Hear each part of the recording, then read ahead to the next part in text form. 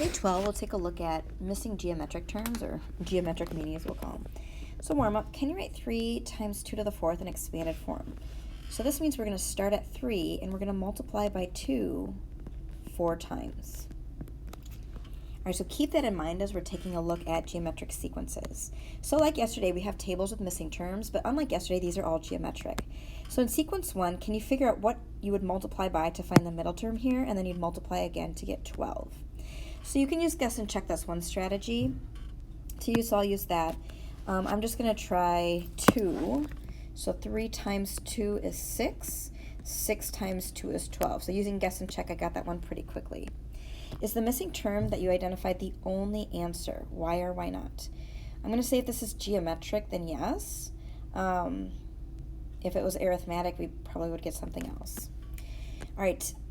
Oh, I wonder. Oh, no, actually, no. If I did negative 2, that would work as well. Because if we did 3 times negative 2 to get negative 6 times negative 2 is 12. So I guess 2 would work and negative 2 would work. All right, sequence 2, I'm just going to use the guess and check, so I'm just going to guess a number. I'll try 3. So I'm just going to do times 3. So 7 times 3 is 21. 21 times, just typing in my calculator here, times 3 is 63. 63 times 3, whoops, is 189. So times 3 is too low. So we're going to try again. Try times 4. Times 4 because 3 was too low. So 7 times 4, 28. Times 4 again, 56. Times 4 again, 224. Okay, 4 is still too low. Let's try times 5. So times 5. Okay, so I get 35. Times 5 again, 175.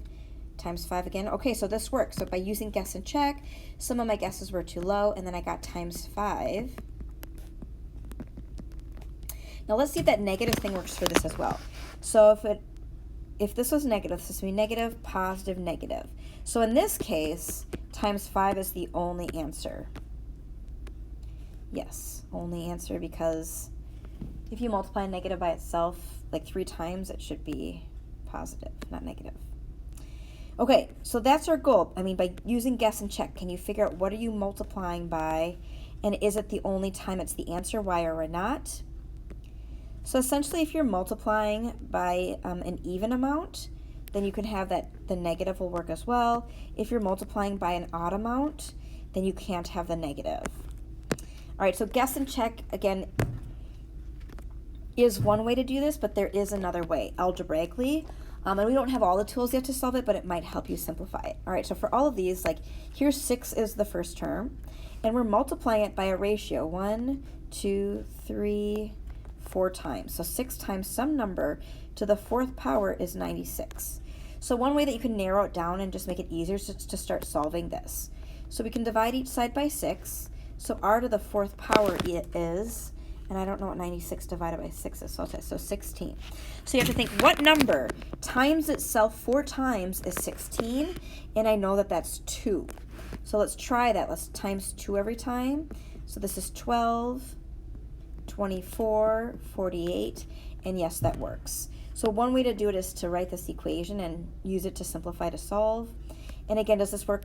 Does negative 2 work? So this would be negative, positive, negative, positive. So negative 2 works as well because we're going up an even number of times. So if it's an even number of times, the negative works as well. All right, let's take a look at this one. So if we want to use this equation, 4 times the ratio 1, 2, 3, 4, 5 times is 972. So we can divide each side by 4 for solving it. 972 divided, oh, type that in wrong, divided by 4. So we have r to the 5th power is 243. So we can think, all right, what number times itself 5 times is 243? I'm going to try 2. 2 to the 5th power, that's too low. Let's try 3. 3 to the 5th power, oh, it's 3. So 3 to the 5th power is 243. So this means we're multiplying by 3 every time. So this is 12, 36 times 3, 108 times 3 again, 324 times 3 again. Yep, that works. All right, and then Does this work for negative? Negative, positive, negative, positive, negative. So no, it doesn't work because it's an odd number of times. All right, so our goal here is how can you tell if there'd be more than one solution? And that just depends on how many times you're multiplying it by. If it's even, it can be negative, and if it's odd, it can't be. And then we looked at a rule for how you figure out the missing term. So that to review, the rule is we figure out how many times we're multiplying. So 1, 2, 3, 4. First term is 4 times r to the 4th power equals 324. We can divide each side by 4. And then we just have to think r to what to the 4th power is 81. I think that's 3. Is 3 to the 4th power 81? Yep. So here the ratio is 3, and we're multiplying by 3 every time. And then to review from yesterday, if it's arithmetic, this is where you take the last number minus the first number, and then you divide by how many times it's increasing. 1, 2, 3, 4. 320 divided by 4 is 80. So this is going up by 80 every time.